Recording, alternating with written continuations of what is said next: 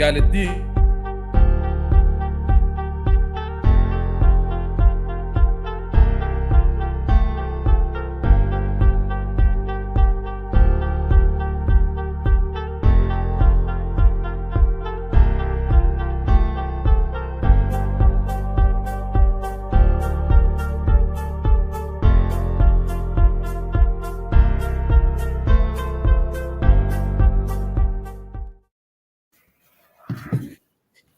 Hello and welcome back to Gabos Sports. Apologies for the delay, boys. And I'm talking to the boys in the chat, but welcome back.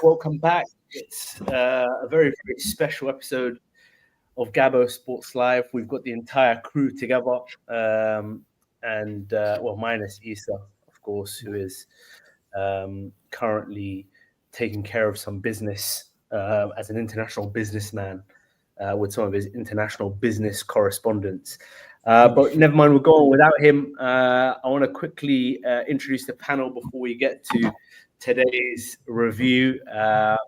Starting to my right, I usually introduce you last, I'm pretty sure.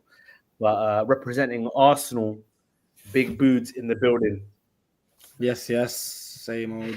Nothing's changed. Arsenal still bottling. They move. Well, I've got some questions for you like that. And sticking with the theme of bottling, Arnie Slots, Chief PR Merchant, Median in the house. Meds, welcome back. Thank you for having me. Pleasure to be here. And a man who's been smiling for the last 24 hours straight, the one, the only, Hus. Thank you, boys. Oh, wait for this one. I bet. And last but not least, as you can see, he had to put his scheming fingers away. He's definitely got some agendas to run. Mr. 100 is in the house. Hello, welcome back. I'm just as happy as us, boys. You know me, man. Bleed red, United forever, Sir Bobby Charlton, all of that. Let's get into it, man. Let's get into it, bro. Busby Bays. Busby Bays. It's crazy. All right, let's get into this. I got some crazy takes from this. Before we start, has Hussy ever been so pushy for an episode? Never. What? I think he was on this. I said, are we like 3 recording? hours ago. I sent like 3 messages today alone. Hussy wants to relive every single moment of that match tonight, man. Come on. Well, listen, there's literally nowhere else in the footballing world we can start apart from the Etihad Arena, the Manchester Derby, and Ruben Amorim becoming the first man since one Sir Alex Ferguson to win his debut City Derby or Manchester Derby, shall I say? Hussy, man, we got to start with you. We got to start with, I guess, the team sheet comes out. Yeah. Garnacho, Rashford not in the squad. Initial impressions, initial thoughts. How did you feel going into this one? I thought similarly to Meds. I thought, this is going to kickstart City season. They're going to beat us. I was happy when I saw no Rashford and Garnacho because he's setting a standard and setting a message. Something Ten Hag did try and do, and it didn't really bang. So I think it's interesting. I think it's interesting that he chose to do this. I think I respect it completely back it. If you're not up to standard, if you want to throw strops, then there's no space for you. Provided he makes an example of these players for more than just one game. One game out of the squad means nothing. If we fling off Rashford, then yeah, all right, cool. Then I'm like, you know what? Maybe this guy's the real deal. For now, I'm just keeping it tight, just enjoying the ride. So far, so good. But I was nervous to go into the game. I thought we would lose, and I was absolutely delighted with the result. And listen, I think yes, go on. Question. Last episode, you and Issa said you lot were happy that we didn't start off with like wins back to back and all of that. Did you also want him to lose this one? Are we going to pretend some more? We're going to pretend. No, listen. Let's have it right. course, I would want United to win every single game. I can't speak for Issa because my man wants every manager sacked every 5 minutes. But for me, I want us to win every single game. Of course, I do. Having what I said what I said, I'm saying it's good that he hasn't papered over the cracks. He's finding out about the squad much faster than other managers did. I don't know. But at the end of the day, bro, he gives me a very no bullshit stance. Like, it's either my way or get out of here. And that's how it should be. It is the right way. We don't know yet. But you buy into the manager. Everyone's bought in at the club. You got your director on board. Everyone on board. You work towards a common goal. United, bro, everyone's like, bro, we buy players here and there because they're fancy, because they sell shirts, because they're this, that, the other. We got a system in place. Now I'm excited for our transfer window in the summer. I'm very excited because now we can fill in the roles that we need. But yeah, going back to your question. Sorry, I went on a bit of a tangent there. Going back to your question, I'm obviously delighted, man. I think this was he deserves this in the sense that I think he's had a decent start. Not great, not bad. I think he's had a decent start. But I think he deserved this. He deserved a big win, a feel-good factor around the club. Because we haven't had it. Even when he came in, everyone's just like, meh, about the club. Now I feel like everyone's a bit gassed, everyone's a bit excited, everyone's a bit happy. But he just needs to keep grounded. That's what we need to do. One game at a time. Was this win more on United pressing and pressing and pressing? Or was it the other side of that coin? Do you think it was more to do with City's mental collapse and their form currently being where it is?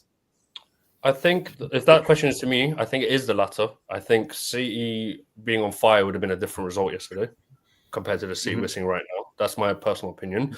Having said that, I think our game plan was very similar to the one we took to the Emirates. And it worked out better just because we conceded less set-piece goals. That's all it was. We still conceded one, but I think we nullified them very well. I can't remember many open chances, big chances. And that's for us as well. We weren't amazing either, but we were better at the Etihad than we were at the Emirates. And City were worse than they were than Arsenal. But I think very similar performances from what I saw. Very similar shape, very similar style, nullified the attacks. And I think it was more to do with City being a bit crap right now. But I don't think that takes away from us being... We weren't shit either. We just were average, I think. I've got one question for you, and it's a hypothetical. And I know Boody's been scripting, he's been formulating some thoughts, and I want to get to Boody and Meds next. But do you think, if Matthias Nunes wasn't retarded and left that ball to Edison, do you think City would have gone on to win that game? Do you think it would have ended a draw? Do you think United would have pressed the issue to get the equaliser regardless? Or do you think it was that moment and that sort of, oh shit, here we go again feeling that crept up on City? I think it was that. I think it was the latter. I was saying it to Meds because I was watching it with our Sunday League team, a few of the boys. I was saying to him, with players like Matthias Nunes, Kyle Walker, Bernardo Silva being at quite the opposite of their peak of their powers, we always have a chance. You always have a chance when certain men are on the pitch, and every club can relate. We all have our certain players we don't like, certain players that make us more vulnerable. Your Rob Holding from the past, and your Phil Joneses, your whatnots. So definitely, I think. But I was saying, Meds, I would love a draw at 1-0. I would take a draw all day long. Bro, did I talk too much? I would take a draw all day long. So for me to for us to get the win, I was elated. But yeah, I do think that the president of events started from Matthias Nunes being a retard. That's it. We Bruno should have scored. There was a questionable potential penalty on Hollyland, but other than that, I couldn't see where our goals were coming from yesterday, and then the penalty just sort of set us alight. Yeah, Boots, you've been biting your tongue there for a hot minute. I know, we're texting throughout the game, and you weren't really impressed with the quality of football on display. But I would love to get your overall summary and thoughts on that. Gary Neville said it, yeah. It was the donkey derby, man. Bro, it was so dry. Until those last 4-5 minutes, that was one of the driest games. It made Arsenal versus United look like fucking Battle of the Bridge, bro. It was so dry, bro. Yeah, it was. It was. And listen, City came and United came to do like they had a game plan. They executed well, but bro, City have got 1 win in 11, and you can see why, bro. Yeah. They are fucking horse shit. Yeah, they really Bro. are. Even their goal, KDB deflection of I don't know who it was, goes to Guardiola's head.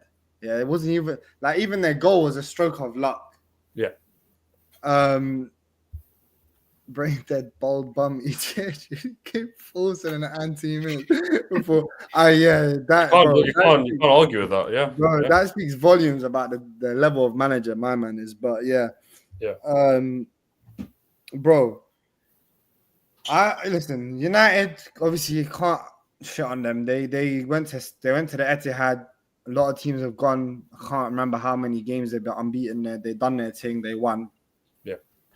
But bro, let's not get mistaken. This isn't that City that was rampaging through teams and winning league titles. This is Pep Guardiola, bro. You know when did you see his reaction after Nunes clattered into him, bro? I swear, if I was part of Pep on my life, I think I would have ran onto the pitch and smoked him. I would have smoked my man, bro. That was one of the most retarded things. Even the clearance by Vardio as well. Oh, bro, I'm not gonna hate on Ahmad. Ahmad done his thing, yeah. But bro, what goal? He got saved twice. First of all, the first one, he rounded the keeper, but he didn't. He was going nowhere with it. Yeah, he went too wide, and he bottled the chance, but Nunes bailed him out. The finish for the second one, the touch over Edison, beautiful. But that finish, that should have been cleared, bro. I agree. How is my man just jumping over it and he's trying to backheel it? What kind of £100 million defender, bro? I was saying the same thing. It looked like it went in slow motion. I was just waiting for the clearance to happen, and then it didn't. I was just like, "What? Okay." So I agree with that analysis completely, man. I'm under no illusion that we're amazing or anything like that. I think City are just really bad. I didn't anticipate them being this bad. Mr. Bez, you've had a chance to formulate some thoughts. I'm keen to get, as a staunch anti-United man, a fellow anti-United man, I want to get your thoughts on the game and how you see things. Yeah. Well, to be honest, a lot of what Abs was saying is I agree with, especially the manner of the goals for United, especially like that first Diallo one. He was going nowhere, and Nunes. And I can understand Nunes' actions because obviously he'd made the shit back pass and you want to try and go back and recover it, but he just done it in the most stupid way. Literally. But I have to give some credit for United. They done the thing. They kept the L Street going for City, where they could have easily got them out of it had they not played to a certain degree, I guess. But to be fair, I was more impressed by Amorim leaving out Garnacho and Rashford because I know how that would go down for a lot of fans in the fan base, and I think that is a step in the right direction. He has to do it. He has to set a precedent for these players that have been taking the piss over the last 6-7 years. I think I like him. I think he'll do decent for United. I'm not saying he set them up for a masterclass, but I think he will do better than the previous managers that have been United. Listen, man, you talked about setting precedent there right at the beginning of this year, and you only mentioned Rashford's name. I'm curious as to why you didn't mention Garnacho's name, bro, because, before the game, a couple of days before the game, it was revealed that Garnacho's brother, who looks equally, I didn't think it was possible, but fair play to the parents for creating two specimens, bro, two rare breeds in those guys. Was leaking the team sheets to these Twitter tacticos. Surely that's treason. To get away from that. That was just a literal mistake on my behalf. Like, I don't care what your name is, who your name is. I don't care how old you are. I don't care where your ceiling is. I don't care how good you are at football. There's certain things you do and you don't do. Garnacho, Rashford, I don't care who it is. Throw them all under the same bus. You can't be doing that, bro. My problem with Ronaldo. My problem with Garnacho is that he, in his head, thinks he's Cristiano Ronaldo. Did you guys see his little tantrum when he got subbed off the other day? Bro, it's like copy and paste of a Ronaldo one under Ten Hag. If you go watch back the Ronaldo one, I think it was Spurs or something. I can't remember who it was. One team we subbed him off. He did action for action, even he sat on the same bloody step. Bro, he's a nerd. He's a big nerd. He's just such a dork, bro. He's like, oh, puppy Ronaldo, what do I do next? Like, bro, just play ball, bro. Train hard. Bro, he got dropped for his actions and for his lack of application and training. And what else did Amarim allude to? Just how he interacts with his teammates. Bro, this guy thinks he's bigger than he is. He thinks he's better than he is. He's in his head, he's Mr. Big Bollocks. Like, it's infuriating because there's some talent there. It's not just another bummy youth player that we're forcing down people's throat through. Oh, academy. No, there's genuinely something there. There's some sort of end product there. Okay, off the bench against tired legs, whatever it may be. Kid's been okay, but this season he's been horrible. And his actions do not justify his performances. His performances don't justify his actions. Irrespective of the both, you act a certain way. Whether you're at Manchester United, Arsenal Football Club, fucking Scunthorpe United, brother, there's certain standards that you have to meet. And if you're taking a piss, the manager has to make an example out of you. It's imperative. It's so important. Anyways. To be honest with you, bro, he probably is Scunthorpe United level. So I'm not sure if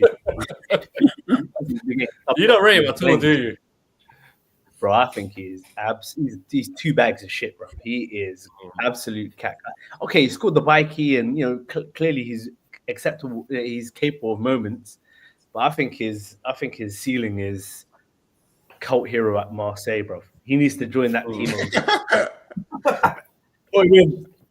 Put him in the Deserby penitentiary, bro. He's chuck him in there and get rid, bro. He's an absolute stinker of a player. And if you compare him to Ahmad, look, I'm not watching enough of Ahmad. I know United fans love him, but the most important thing that everyone was commenting on after the game was his work rate. I mean, the goals and everything else, they come, but I mean, the guy's a grinder, very clearly, very evidently.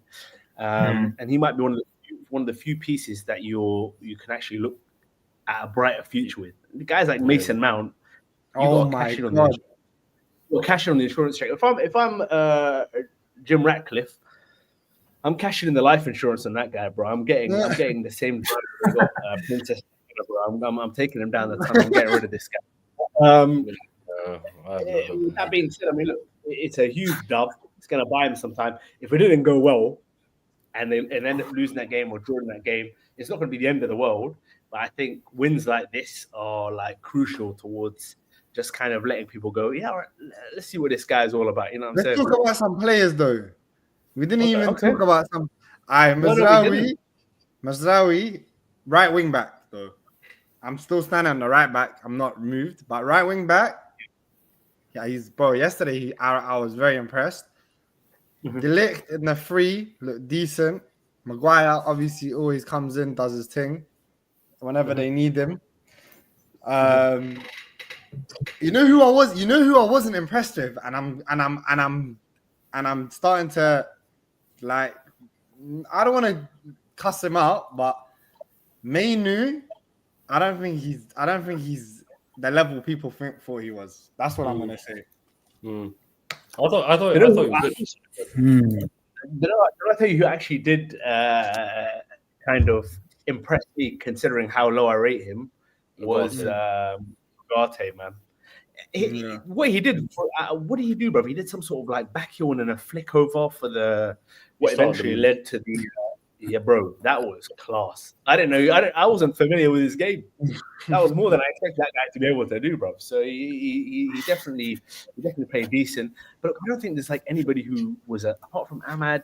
I don't think there was anybody who was like a wow standout player. You know, this guy's gonna definitely be a part of the project long term moving forwards. But at the same time, 3 points is 3 points. And I'm sure we're going to get to this guy later on. But Amarim getting the dub at the Etihad ahead of a certain Spanish manager of a big North London club is a bit of an embarrassment. But we'll save that. We'll save that one for later on. I want to move onto the current league leaders who dropped points against Fulham at home, 2-2. I think it was the 17th minute of the game where Andy Robertson got sent off.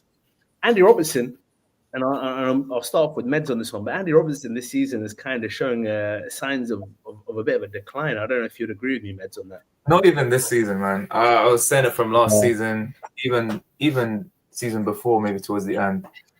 This guy has become washed, I think, unfortunately.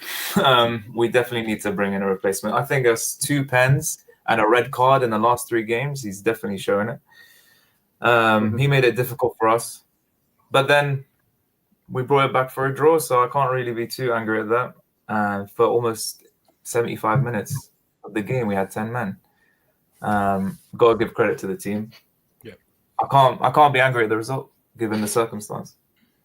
Can I ask a question here? Did we see an audition from Robinson to be his replacement? Is Robinson that guy at left back in the league at the moment?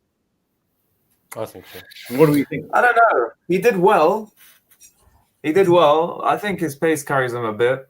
I think he's a good player, but I don't know if he's got it completely. I think we need to see him a bit longer before I can make that judgment. I don't know what you guys think. You know, he's 27. Yeah, I was going to say, I thought it was 27 as well, yeah. Bro, I was shocked he was 27. I can't, because I've rated this kid for a time, innit? Yeah. But I think he's a Liverpool. I think he's a Liverpool left back. Like he's definitely fits their system because they're your left backs, Median. You don't need to invert and do all that. Like, bruv, Robertson, they say he's the shittest player on the Rondo, but come match day, he knows that he plays and like he knows how to play ball in it. So I think he's one of them players. Robertson back in his heyday, bro. What was he? He was heavily reliant on his energy, up and down fullback, kind of like a throwback. He had a good whip on him, and Trent was the other one that done more of the complicated stuff when it comes to like all that. So I don't think you need to complicate that signing too much. It doesn't need to be like a super technical type left back for your system and how you play anyways.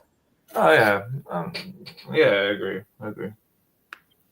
I think Baz, what was your thoughts? I want to hear Baz's thoughts about Liverpool. Bro, the Liverpool, bro, I didn't get any time on the United, bro. I didn't know what was discussed. I had a couple thoughts on United.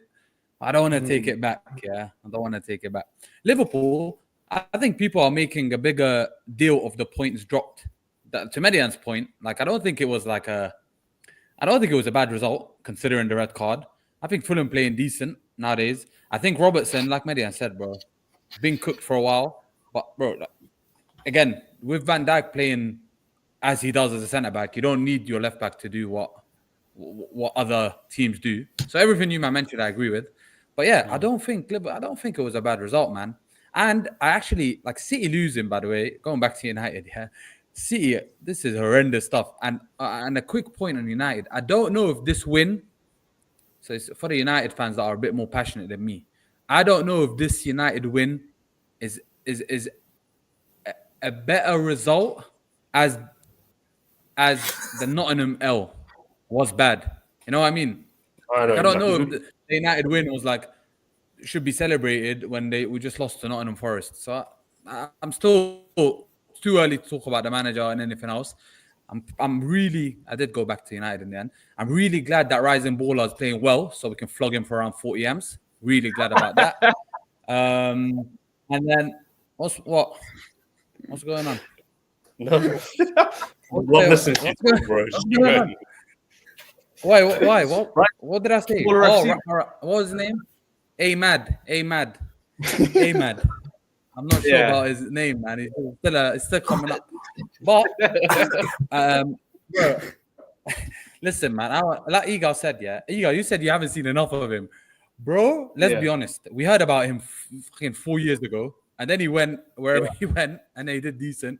Came back in the United team. He looks bright. He looks fun, yeah. But I need United fans to just. Hussey's actually a humble one, but some United fans are going a bit crazy. about it. But yeah, 40 M's. Did you see what Get Amron some said? good player in to replace. What? Did you see what Amron said about Ahmed? Is there a delay? No, what he said? No. No. I was just waiting for Bass to respond. Bro, he said for Issa, man. He was like, "Yeah, all right, good start, but let's keep our feet on the ground, and let's not." But he basically said, in other words, let's not gas him up too much. Depending on what he does next game, we can then see if we can praise him or not. That's what he said. Too late. Issa's not here because he's healing actually from bro. And he added Ahmad's face to Kedar and Nanyadazai and all the rest of them, bro. The rest of fucking United. He's naming his son after him. He's doing the whole 9 yards, man. So the horse may have left the stable on this one. But yeah, man. I want to go to this comment quickly because it once again it shades a guy that we're going to go into very, very shortly. But what Meds mentioned, you're down to 10 men for 80 plus minutes of the game, and they went for it. They did go for it. I mean, it was machine for machine once again. Okay, back-to-back draws. We know the Everton game was postponed last weekend, but Fulham are a decent side. Newcastle are a decent side. These are the kind of games that you can, when you kind of lead, you get a point out of it. You turn a loss into a draw, and it changes the whole momentum of how the team approaches the season. So I think sometimes. So sorry, bro. I'm a bit laggy. I don't mean to interrupt you. I feel like you said, sometimes turning that kind of game to a draw has the same impact as a win. Like I think, even with Van Dijk coming out and posting that pick, we move. He's showing that the team, the mentality of the team is there, bro. Like getting a draw there when you should have lost or expected to lose after the 10-man. That does as much as getting a comfortable 3 points. You know what I mean? A hard-fought draw, they're happy with that. And I think Liverpool, I know we probably said this last year as well, they have something about them, man. I don't know if it's because it's like contract season for these, man, and they're all just for, one last madness. I don't know what it is, bro, but they have something about them. Maybe it's the manager. I don't know. Manager's role, how much it plays, but I think there's something in the like in the way that they are, the mental game. I know it's solid. It's there, bro. It's solid. I think Salah's actually pushing a lot of that mental strength of the team. Every time I see players talk about interviews and whatever, they always say Salah's always chatting to everyone, making sure they're all right, trying to push the team forward. I think him, Virgil, Robertson, these men in the dressing room, we don't see it, but it's important. It keeps everyone humble, keeps everyone focused. And if you haven't got those leaders in the team, it starts being a bit shambly, I think, man. It's very understated how important these kind of players are. And especially Salah, who's probably the best player at the club, or definitely is the best player at the club. For him to be setting that example and working hard doesn't really give anyone else an excuse to not do that. So I think that kind of thing really drives the team forward. And I don't know whether, if it's just that, but it definitely plays a big role in how we're doing this season, I believe, man. I agree with 100%. that, Spurs away next, so a guaranteed 3 points. I think sorry. No. Liverpool. They got We'll get that. Have you not been watching this show over the last several months, bro? Yeah, no. I was just. Yeah. The Liverpool show goes on. They've still got a very, very healthy buffer. Well, a healthy buffer. We'll get to their potential contenders a little bit later on. But first of all, we've got to talk about a man who I think needs to be sacked now, bro, to be perfectly honest with you. I'm officially off the train. I'm officially off the train. I'm not going to get back on the train. I got on the train once upon a time after being a bit skeptical. First of all, I mean, look, I want to get Booty's thoughts, and I want to see where he's currently at. Right, I want to gauge his mood because I've got a few important questions I'd like to ask him. So, Boots, man, Arsenal 0, Everton 0 at the carpet. What did you make of the game, pal? Bro, wow, we control. Obviously, look, the stat 0.0 XG for Everton. They didn't have a chance, but it goes back to the transfer window, bro. That left wing, especially, bro. Martinelli starts, we beg for Trossard. Trossard starts, we beg for Martinelli. Bro, they're two garbage players. If you want to have a player like Havertz, who doesn't really chip in with the numbers per se, you need to have two 30 wingers. And right now, our forward line is heavily reliant on Saka, bro. If Saka doesn't do anything, even in the game, the two big saves that were made by Pickford came from Saka. The other guy on the other side, Martinelli, he just takes it to the byline, either whips it in or takes a shot from some weird angle. And, bro, Arteta has to take some slack a lot of slack for the game, because after the subs were made, we looked worse, bro. And Odegaard, oh my God, I forgot to talk about him. He was the worst player, bro. He was the worst. No. I defend Odegaard. I know you're not a hater, but he wasn't a worst player, bro. Bro, he was up. Baz, he was up there, bro. He was fucking horrendous. It was that he was waved, bro. I know his missus just gave birth, yeah. But bro, was he staying up with the kid as well, bro? Bro, it was wallah, he was playing so bad. I thought, who is this brother, bro? Who is this guy on the pitch, bro? But yeah, man, we just look like we ran out of ideas. Hey, bro. This is the thing I don't get yet. Bro, you didn't open up with that. You got to open up with Arteta out. Then your take on as an avid Arsenal fan is Martinelli's not good enough. Your signings let you down. Trossard's not even good enough. And then Odegaard was playing like he's drunk. None of these things, the signings, if I understand correctly, that's not all on Arteta, yeah? If the club didn't get who he wanted, all of this, blah, blah, blah. No, I don't know, bro. I don't know the politics of Arsenal. But if he wanted a better winger and they didn't get him in, whatever. But these three men playing dead is not Arteta. I think as a coach, yeah, firstly, making Arsenal this attacking threat from corners. Obviously, there's a set piece coach and everything, but there has to be a mastermind that tries to orchestrate that or want that to happen. Making them impossible to score against, pretty much, bro. The best defense. That's also a coach's job, yeah. But bro, whenever the attack is when you've seen a team that can score goals and then all of a sudden they start to play like they're just something's wrong with them, yeah, like they're ill guys. That's rigid. I don't know if that's a manager thing. Maybe the subs and all of that, cool. But there's a reason that there has to be something that's not manager's fault. Why is Martinelli playing horrifically, bro? There's not been a game. Even when he scores, the games he scores for 80 minutes, we're just grilling this guy. That's not on Arteta. It is bad, bro. It's not on the manager when they're in the final third. The manager's job is to coach you until the final third. Yeah. Bro, Jurgen Klopp doesn't tell Salah, cut in here and do this and do that. Bro, people say, it's on Arteta because Martinelli's hitting byline. Why is Saka not doing that then? Saka's not doing that. He's cutting in. I think his mistake is he was too picky in the summer when it came to the forwards. Yeah. We didn't have the luxury of Who did he want? Who did he want? He wanted his first. The two guys he was mainly wanted was Sesko from Leipzig and Nico Williams was the main one that he really wanted from Bilbao. But both of them decided they wanted to stay, and we didn't move. We didn't shift our interest elsewhere. Okay, so wait, I got a question for you. If Pep wanted these players, would he have got them? Not necessarily, bro. Because he wanted Alexis Sanchez once upon a time. He didn't get him.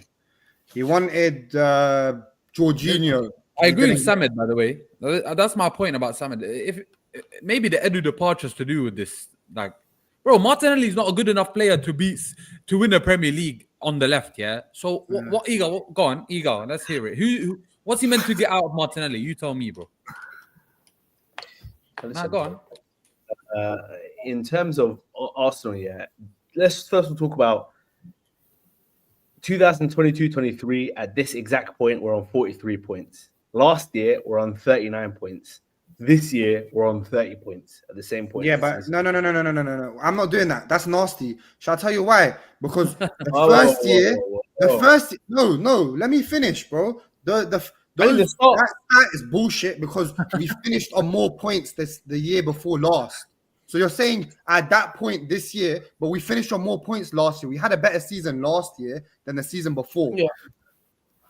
And last year we didn't have 3 red cards, and our fixture list was nowhere as hard as it was this year. So that's that is crazy, by the way.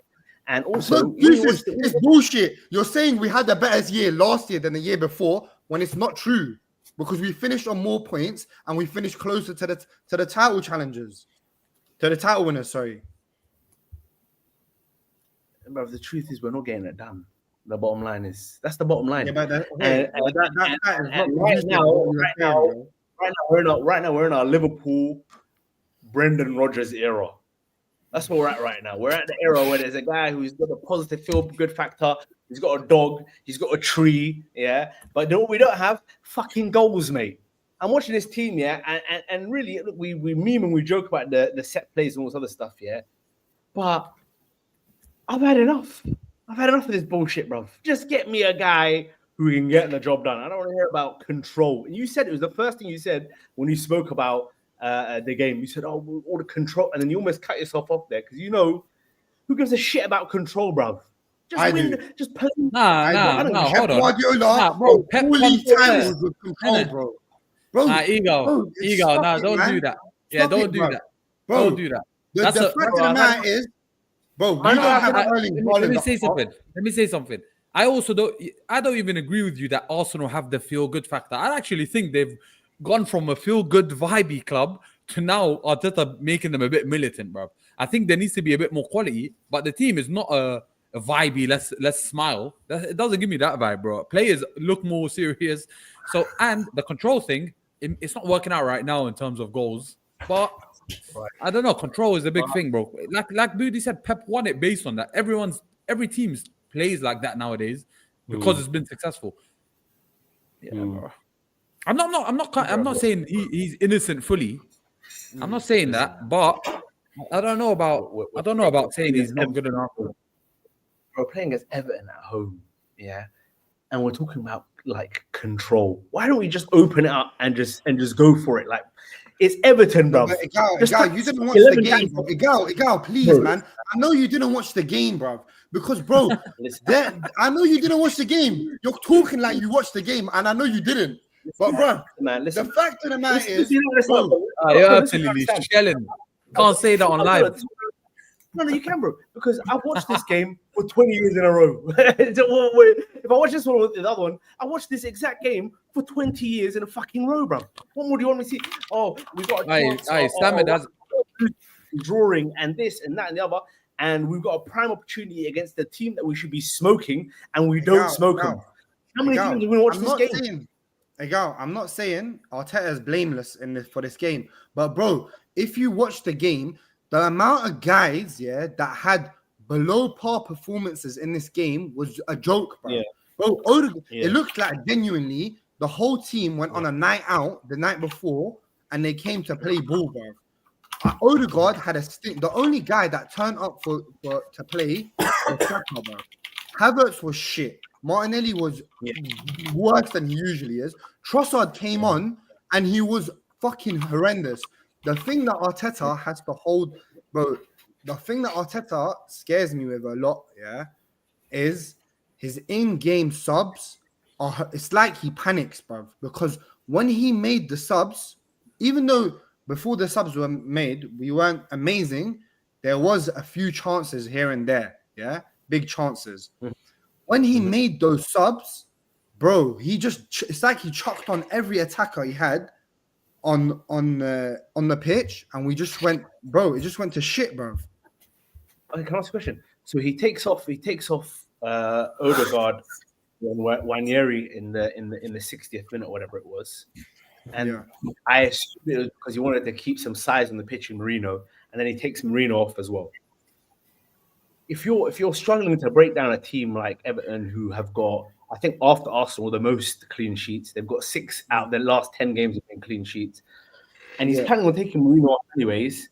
And you mentioned it a little bit earlier on in terms of in-game management. Do you not put both of the 2 most creative players in your team on for a little bit in order to try and create those combinations to break them down? Bro, I haven't got a fucking badge. I haven't got an FA badge, bro. That's what I would do. Yeah. You know what I'm saying? Man, I would do. We're at home. Stick on this. If you're gonna. By the way, this DM thing that this guy keeps saying is he keeps saying Mourinho's a DM. He's not a DM, bro. I don't know where he's got this from. He's never played DM, bro. We got to DM him back to Sotia there, bro. This guy, I've seen enough. I told you a couple weeks ago. I've seen enough of this guy. Direct message. Send this guy back. This guy shit. You too much roller coaster of emotions happening at Arsenal, bro. Mourinho was rated last month. Now he's listen. Samad said it in Samad said it in the comments. Samad said it in the comments. Yeah, that 3 years or whatever the top transfer targets he didn't bring in. Yeah. And then Awala said you can't win the league with Havertz up top, bro. I remember 2 seasons ago telling you Martinelli, Saka, and Oddi's output is not going to stay the same. We all knew it, bro. How could same way you're saying you don't have an FA badge? We don't run the club, bro. If we know you need a striker, how are they not getting one in? Genuinely, I don't. Bro, Baz, another thing is why the dude shout, bro. He hasn't. We brought in Sterling, Everyone's. Bro, Reece Nelson got more minutes than Sterling last year. Sterling should play, by the way, bro. Sterling, but he doesn't. Bro, the thing is, he doesn't want him. He never wanted him. It's evident he don't rate him, bro. He doesn't play. So then that's another like point there. Like, why are they coming? Why are they bringing him in? He said after the game again today, Arsenal need a player that has that bit of magic that can unlock a defense by himself.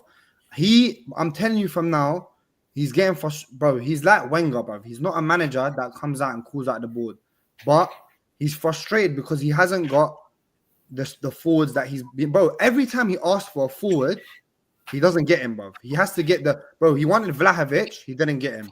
He wanted Isak, he didn't get him. He wanted Nico Williams, he didn't get him. He wanted Mudryk, he didn't get him. Yeah, bro, but that's my point, bro. That's my point. So, Abudi, are you blaming the board for this drop in form mainly? No, bro. Listen, there's a mixture, bro. There's of course, bro. He's a part to blame, but bro, Arsenal have the most injuries this year, and when Liverpool had it, when people were calling for Klopp and he was finishing outside the top 4s and that, I defended him. When anyone had it, it's not like I'm just saying it because it's Arsenal, bro. If you have the most in the league, it's gonna show, bro. And no one's had more injuries, and not only the players, number of days out than Arsenal this season. We've had 3 red cards. We had 3 red cards in 9 games. Yeah, the most ever, bro. And on top of all that, bro, managers and teams have off days. But the thing is, we've had those shit days, the bad luck, and we've had our off days. But, bro, we're still, 6 points off. Liverpool got a game in hand. It's not all, bro. Luckily for us, the league isn't out of sight, in my opinion, bro. Yeah, 100. Okay. The one thing is, I literally said he's partly to blame. But the one thing about Arteta, that Martinelli used to be the player that can have a bit of that magic, The question is, where did that magic go? And it could be down to Arteta telling him become more of a control player. He took it away from him. So maybe why we're seeing Martinelli play like dog shit. Because Martinelli had it, and I used to actually say Martinelli's gonna be that guy. He had a bit of it. I know you know. He had a bit of it, bro. Bro, I was a big fan. But let me tell you what happened, bro. It's nothing to do with Arteta, that element of it. It's simply because guys have been watching this guy play for 4 or 5 years now, and when you're a top player, you've got to either have an unstoppable move or you've got to develop a number of ways to get to the end product. And he hasn't developed how he wanted to develop. That's a football IQ thing. That's a personal problem that he's got. That he's not developed. His shit is the most predictable, formulaic. try it again shit you've ever seen in your life. Last week he was playing. Do you know who he was playing against, by the way? Was he not playing against 39-year-old Ashley Young? What are we going on here, bro? At that point in time, you got to take the guy outside and shoot him. Game over. Huh? Yeah, respect Ashley Young 20 years ago, bro. Ashley Young playing against his own son. It's like I'm asking for a crazy amount of respect Ashley Young, bro. Let's be honest. You're saying, they don't want to maintain their output. They don't want to maintain the output. Saka's increased year on year because he's. I said that's not good enough. As a you men are not understanding. That's not good enough for Saka alone. Like Budi said, we can't look at Saka's. So my point is, so the three were not going to hit those numbers. Someone needed to come in, and I think that's the biggest. There's everyone to blame, but someone had to come in, bro, and it wasn't Havertz, bro. He wasn't going to do that. This is where I think Abdullah's argument falls apart. Yeah, is because on one side we're talking about how close we've been year on year, yeah, and then on the other side we're talking about he's got one target, and if he doesn't get his target, it's game over. So what I'm trying to say is, between Nico Williams and Martinelli, is there a guy that'll take us 4 points closer to the title? The answer is yes. The thing is, shall I tell you what it is, Igal, yeah? Bro, the fact of the matter is, Arsenal were Jurgen Klopp lucky. You know Jurgen Klopp, when he won the league title, yeah? They were, those 11 players, Liverpool never had a big squad, but those 11 players stayed fit. Game in, game out. Game in, Median, if I'm not mistaken, if they did go missing, it would be a week or two and they'll come back in. That's why when a big guy got injured for Liverpool, it was a big collapse for them. Yeah. Last year, Arsenal, we had that. Everyone, for the most part, game in, game out, they were fit and ready to go. Yeah. And for our system to work, yeah, because we don't have one guy that maybe Saka, but we don't have enough of them, basically. Everyone has to be in tip-top condition for the most part, at least. But this year, we haven't had the luck that we had last year. But is that short-sighted, bro? Is that short-sighted? Yeah, Hundo, especially in terms of the forward line. Bro, when you lose, but look at City, though. That's the thing, bro. City, last year, they lost Rodri, yeah? They lost Rodri. And now they've gone to shit. If imagine last year they had no Rodri, we would have walked the league. But now we don't have a backup for Odegaard, or maybe he should have started that Nwaneri kid. But bro, it's a game of margins, bro. This league is a game of margins, bro. It's not far gone is the time where you can win the league in February or March. Or your best player can be out for 2 months. Bro, we could, bro. This season.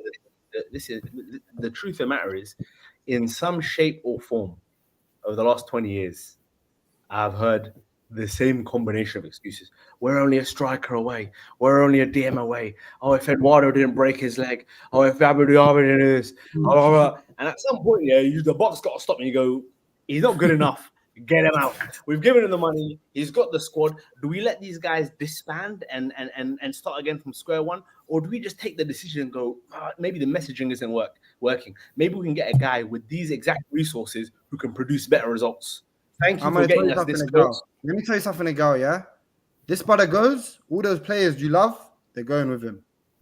I'm telling you from now. Remember I said that. That's what happens when you drink the Kool-Aid, in my opinion, bro. What are you talking about? Before my man, this guy's acting like man. Before my man, Arsenal went in the leagues and they were running riot in the league, bro. My man came in. We were 14th in the league, bro. We had because you know why we're 14th. You know why we're 14th in the league. You know why we're 14th in the league? Because guys like you kept making excuses for Wenger year in, year out. We should have got rid of him after the 8th game, but he lasted another 7 or 8 seasons, bro. Because he's got a massive injury crisis, and when everyone comes back and we get 1 or 2 more players, we'll go for the league, bro. Facts. I've seen it, and it's because Arsenal are not ruthless. They're not ruthless guys, bro. They're not ruthless guys. They're family club. Family bullshit, bro. That's what it is. Oh yeah, but if he goes, everyone's gonna leave with him. What kind of thinking is this? You're doing a job. The job's not done. You got a fucking contract, mate. You stay until the job's done. Arteta can piss off. We get a serious operator in who can win. Barcelona was buying a shit last season. He was a club hero. He's done a million more things for Barcelona than Arteta ever did for Arsenal. Not as a manager, bro. Piss off, Igal, man. What's Arteta? He won the league for them. What are you talking about? What's Arteta won for us?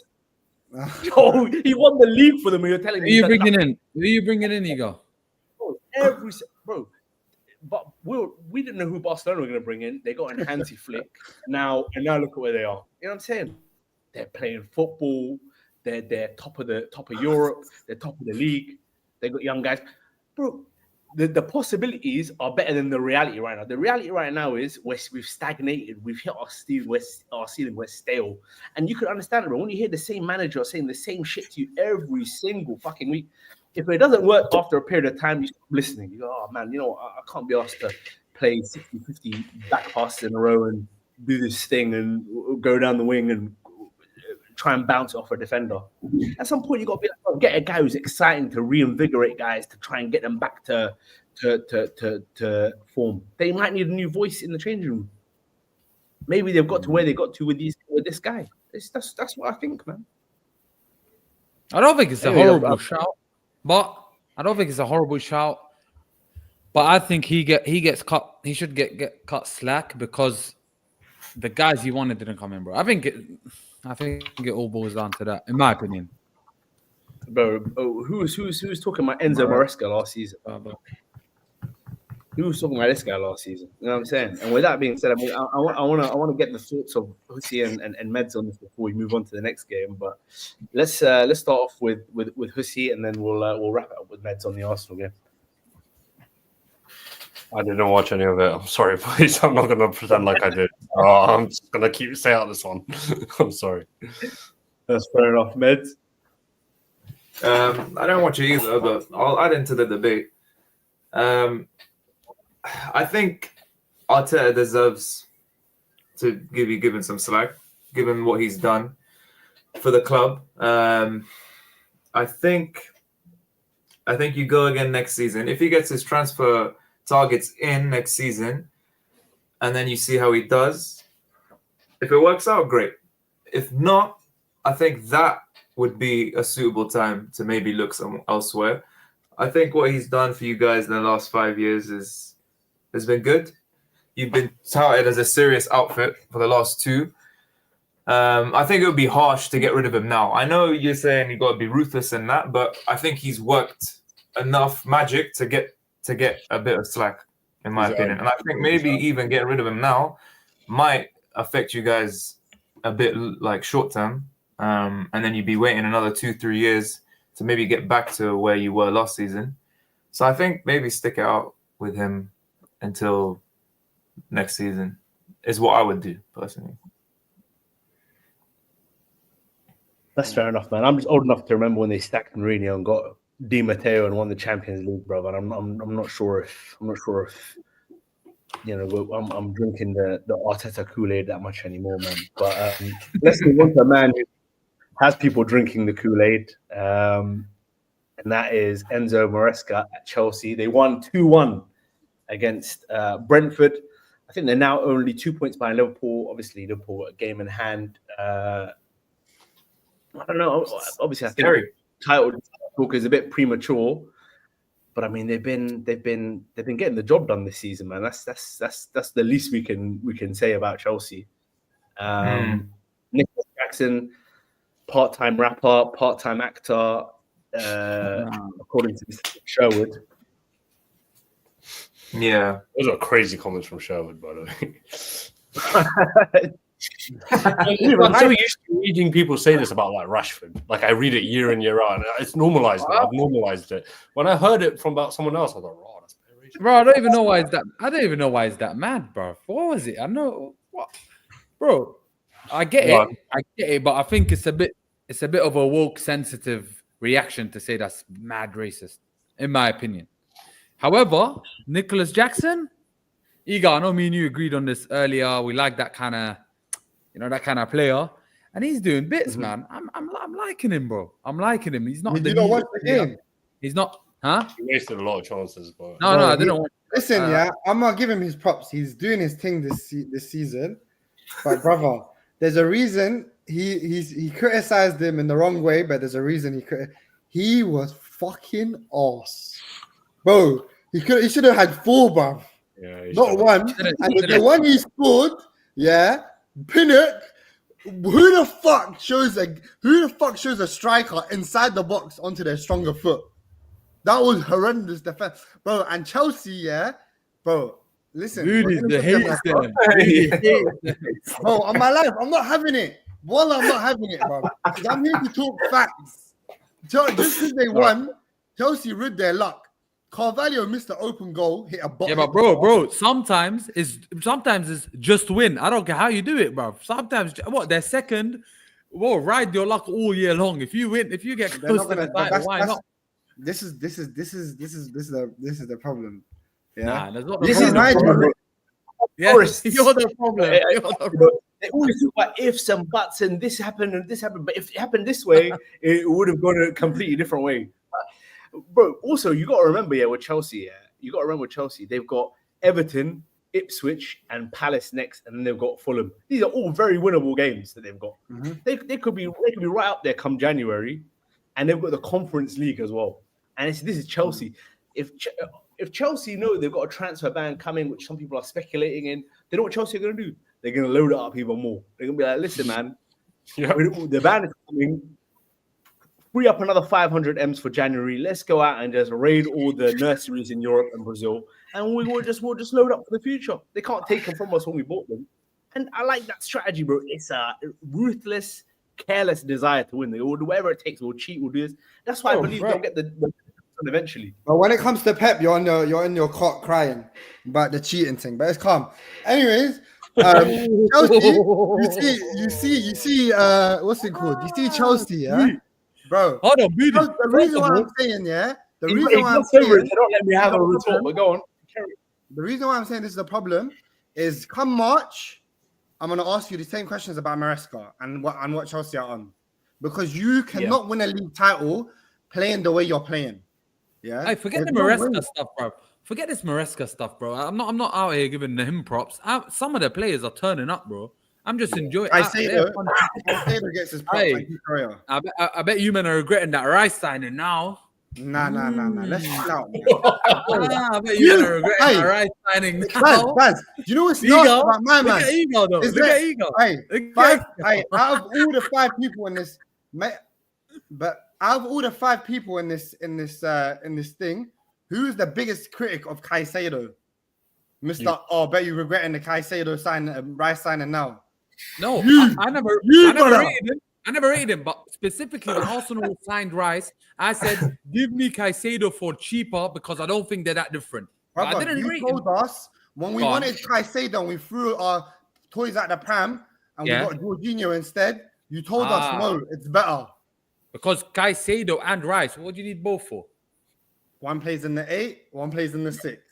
Rice, listen, let me tell you something. Rice this year, and I know he's not that blame for you man not attacking and scoring. Rice has been subpar in my opinion, and Caicedo has been great. So one season for Rice. Caicedo was shit last year. Yeah, so one season for Rice. One season for Rice. No, one season. Rice has won a Tin Pot Club, a European Cup. Bruv, that one was taking walkies on the beach with. Right, he was the captain, bro. He didn't win it. He was the main man. I don't know. What legend? Bro, just like Grealish was the main man at Villa, bro. Allow all this. I don't like when I hear about these players at these clubs, bro. I don't want to hear it. He's at Arsenal. You know what? He had a good season. He had a good season. This season, he's been trash. That's just the truth. He's been mid. Hold on. By the way, you know what? I'm gonna remind. Hey, you go there. You stood on this. You stood on this. You stood on Caicedo better than Rice. Listen, bro. Listen. Me. A few years down the line, I'm gonna be here. Hold on. By the way, we're not talking about that. By the way, we're not talking about 2 years down the line. This wishy-washy thing, bringing up Caicedo when you cussed him out more than anyone is one of the nastiest things. Hey, listen. I never said Jorginho over Rice, over Caicedo, and now he's saying, Listen, I asked the question. I'm asking you, are you regretting it? You get me? However, another one. Well, go on. You go. Also, I want to say something else. We're dealing with. Korea. I don't want to hear hate about him. I don't want to hear hate. Wallah. Since Euros, nah, he's balling. I said last week he's been the best left back in the league.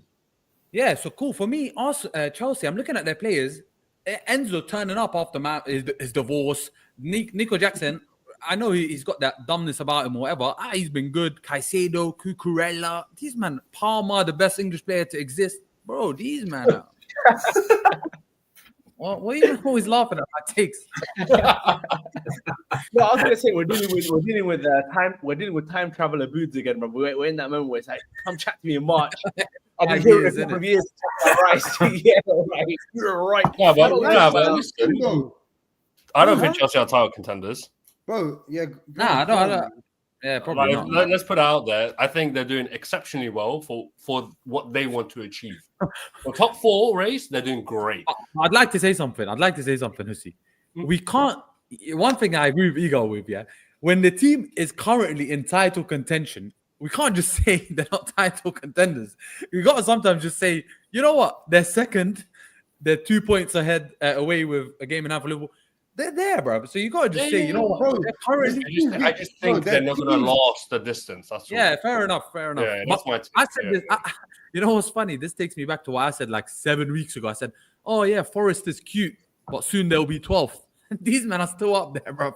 So I need to bite the bullet sometimes, bro. Yeah, me too. And on the comment about I was crying when Pep does it, yeah, bro. I'm not saying I'm happy this stuff is happening. I'm saying I wish we could go out and do this stuff instead of hearing about fucking FFP when we can't sign a player. You know what I'm saying? Sometimes you gotta break the law. I'm not saying break. Sometimes you gotta do some shit, man. Just by the way, Pep spoke about everything we can to get the job done. Pep said, he said, look at Chelsea. Next season, maybe we have to go and do the same. Maybe Chelsea are ahead of the game, bro, with this absolutely huge squad of theirs, bro. They just got, bro, maybe they got it right with this whole madness, bro. Let's see. But, yeah, I don't know about Chelsea winning the league, but all I'm saying is that the players are playing well, man. I don't know what it is. I'm liking it. Yeah. So wait, quick one here. Booty, where's Chelsea finishing? Based on today, where do you fourth? No, third. City, unless City go big and get Bruno G. But if someone can pattern up outside the top 4, that City spot is there for the taking, man. They got too many washed pieces, bro. Ego, where are we saying Chelsea? Quick one. I just want to hear everyone.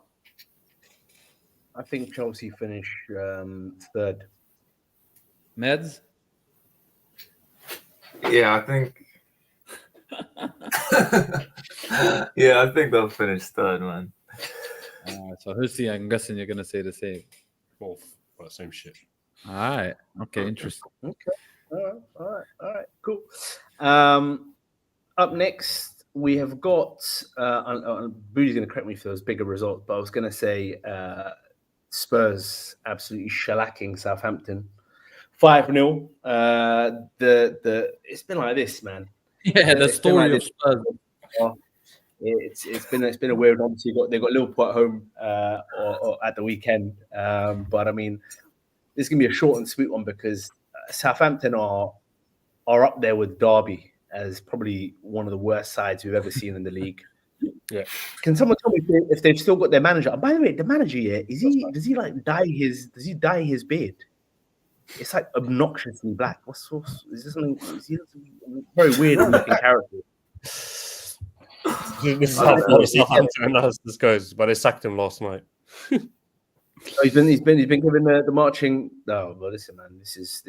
I'm surprised he lasted this long, bro. Because he's got, I think Sheffield United in 2020-21 with 2 are probably the only team who've picked up fewer points at this stage of the Premier League campaign.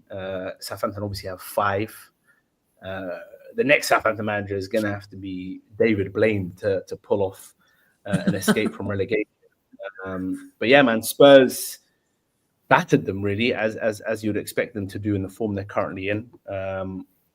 Manraj saying, "Let's not talk about Spurs." Spurs, Manraj, I'm honest, we've given them the allotted 2 minutes, that they're allowed on this podcast. So we won't be talking about them too much longer. Bro, the way we treat Spurs, the way we treat them are actually kind of like what they're doing, bro. They're just there, you know what I mean? Like, 5-0, then bottle a lead, then 3-0. It's like in the background music. Liverpool are gonna kill them on this weekend. That's what I'm gonna say. Liverpool. I don't know about Kulusevski, you know. I know. Kulusevski though, he's balling, bro. He's up there with one of the best players in the league this year. Like, and I'm a hater. Taking him over Saka. Remember that? He doesn't play winger, bro. He failed in that position, so Saka won that time ago. But yeah, he plays in the Is he playing in the 10 or the 8, left 8? And this season he's cooking. And I got a controversial take about Spurs. I had them 6th before the season started. Yeah. Considering the injuries that they've had, they didn't have their 2 starting centre backs. They don't have depth. When their centre backs get injured, they have to bring in Ben Davies and Dragusin and whatnot.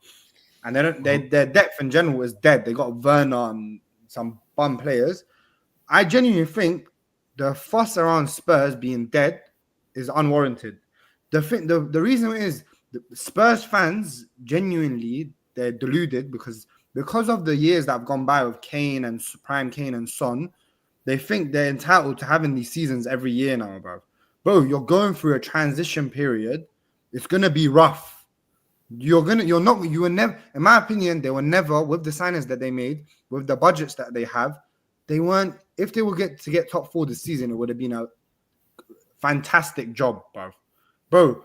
I know Chelsea are doing well, but bro, come on. They spent 1.2 billion. That's double the next team in Europe have spent. They have another 11 for the Conference League. That's who you're going up against. Do you get it? Like, I think Spurs they're doing all right. I think the Spurs fans they just need to understand where they're at, bro, at this moment of time. That's good analysis. Yeah.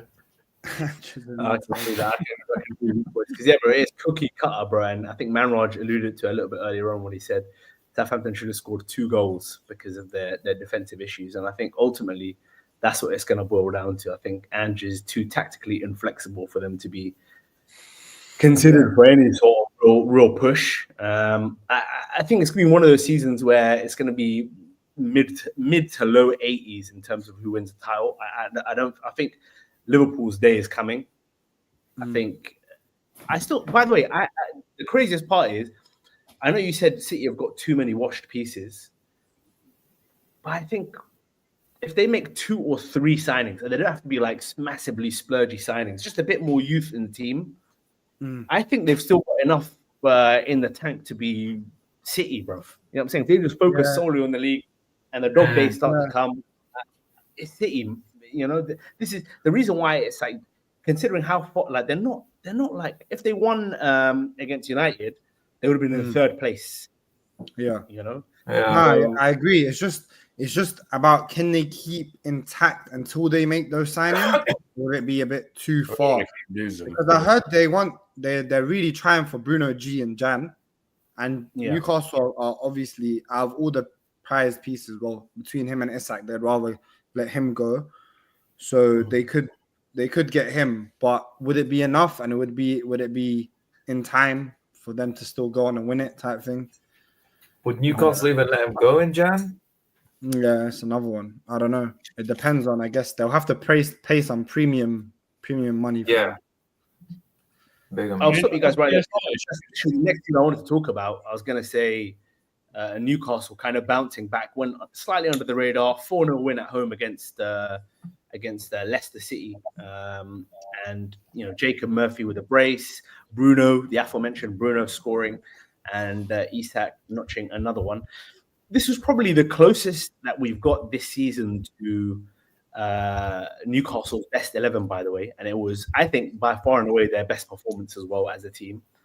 I'm not sure, by the way, you're saying Bruno G. You know, as weird as it sounds, I actually think Tonali's miles better as a player than Bruno G in all aspects of the game. I don't know why people, obviously the gambling and all the rest of it. I don't know if you'll disagree with me, Booty, but from the limited amount that I watched, I like Tonali more, man. I just think he just has a bit more class, a bit more of a. I'm not gonna pretend I've watched him enough, bro. I'm not gonna lie to you. I've genuinely watched him a handful of times. He definitely looks like a player. I've obviously watched a lot more of Bruno, so I know a lot more about him. And I feel like Bruno's quite versatile because he can play in the 8 and he can fill in the 6, sorry. So maybe that's why.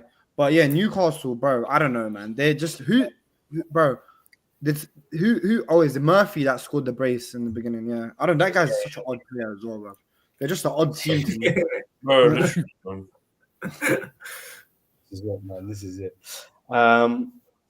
Cool. So look, I mean, there's a few others that I wanted to wrap. I want to have a moment of silence for Gaz O'Neill, late winner, which kind of summed up their defensive woes. Another set piece. They lose that one 2-1 to Ipswich. Gaz O'Neill is at the back of the line at the job centre. Aston Villa losing once again to Nottingham Forest away from home at the City Ground. Forest move up to 4th.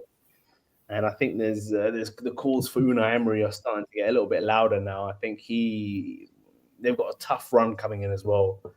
He could be gone by mid-Jan the way things are looking at the moment. I don't remember that was my surprise. That was my surprise call beginning of the season. Emery to get sacked. Yeah, it was. Yeah, no, you're spot on. You're spot on. Bro, as Villa fans, would you want him? Well, bro, like you said about Spurs, Booty, yeah. Like Villa also need to get a bit. What they wouldn't have dragged, and these Champions League dubs, and why is the standard so? To be fair, you're right. In the champs, they've been insane. Like even when they've I know they've lost a couple games, and I don't know if they're in the top 8 anymore. I can't remember, but they've been really good, like against the big teams as well. I think they are in the top 8 because they beat Leipzig in the last game. Oh, I was gonna say, they're in the top 8 in the champs, and they're 6th, 3 points off 4th in the Prem. Yeah, what's wrong with that, bro? I'd never have, bro. That's a good. Do you know what it is? He's gone on a run of. That's why the noise around him is getting. He went. I think there's in the 9 games he's won once.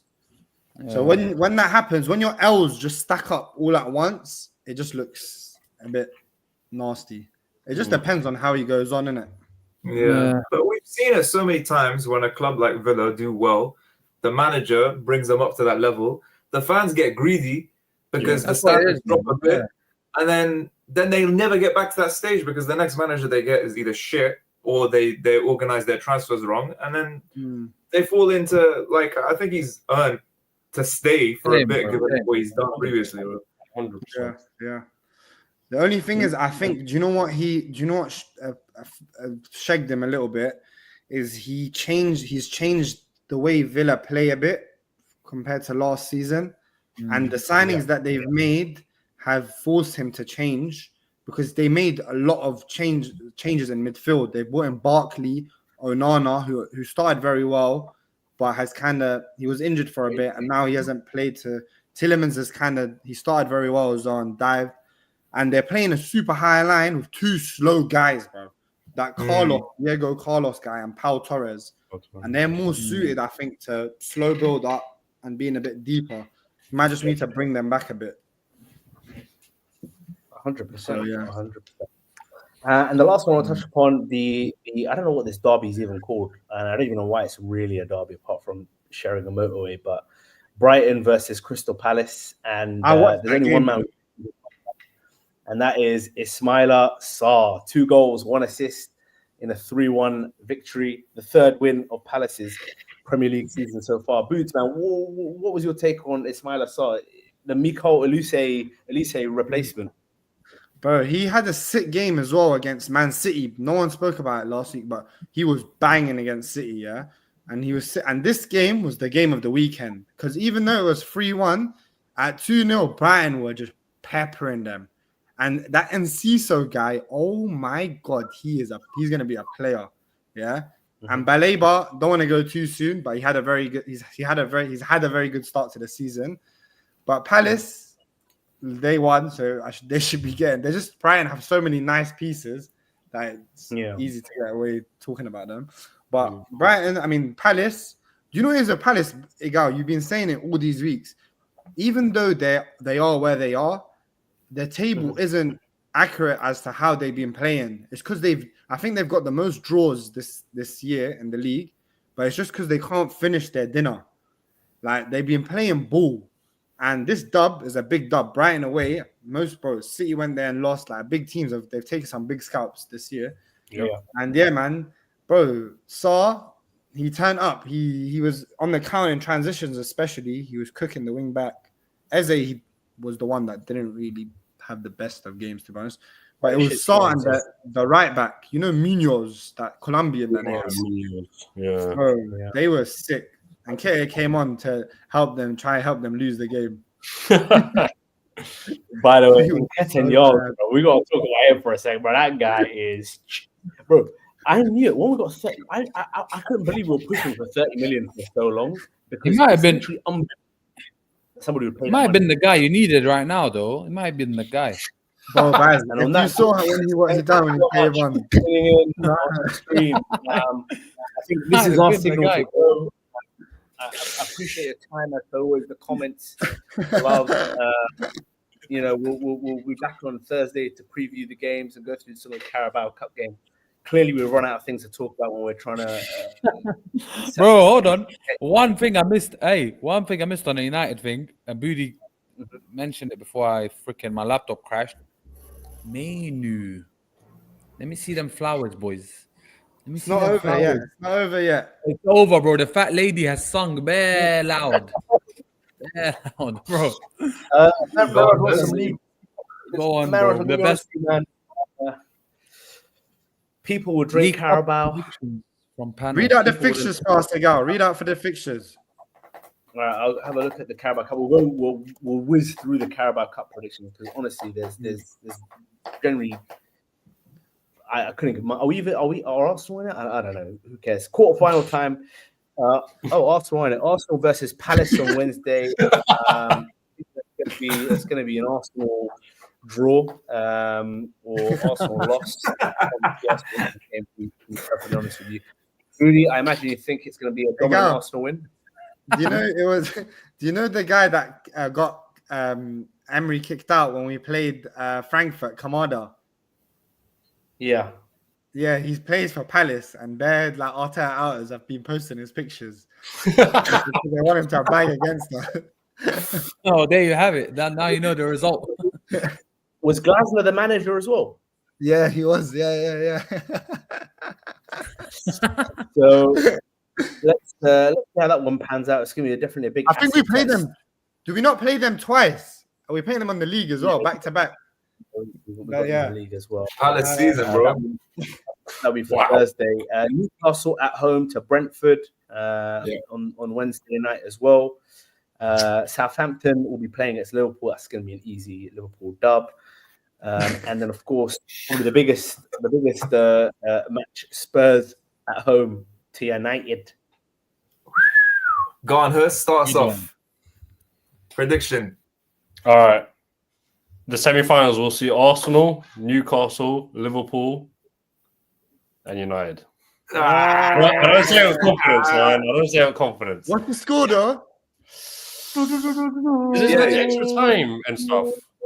Nah. Penalties. Straight to penalties.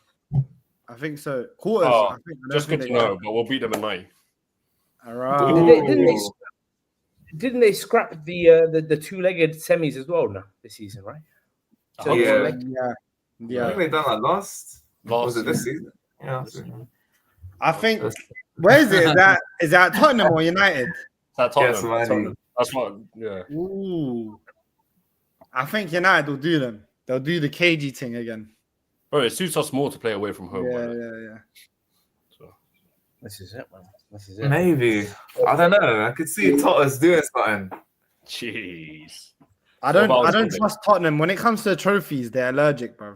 They just do something. Absolutely, bro. But they'll get to the final, no problem. Listen, Ange needs to wake up and smell the coffee, yeah? Trophies don't matter to Tottenham. Yeah, just rest your boys for the big one on Sunday. Let's do Arsenal a favour. Let's do Chelsea a favour. Let's do whoever else a favour. Don't worry about United, man. We're shit, bro. All right, boys. Should we wrap it up? Yeah, I think so. I'll see you on Thursday for a round up. Salam. Take care, boys. Love. Peace, love. Sip.